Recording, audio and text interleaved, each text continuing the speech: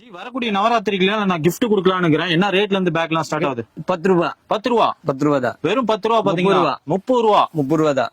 60 60 இது பாருங்க 130 ரூபா 130 ரூபா பாத்தீங்கன்னா ஒரு டிசைனர் பேக்கே வந்து பாத்தீங்கன்னா 130 ரூபா தாங்க. 75 ரூபா 75 ரூபா இதெல்லாம் நீங்க ஒரு 35 ரூபா 35 ரூபா. இது பாத்தீங்கன்னா ஆயா சுருக்கு பை மாதிரியே இருக்குது. 35 ரூபாங்க. இதுல எனக்கு ஒரு 500 பீஸ் வேணும்னாலும் இருக்குங்களா?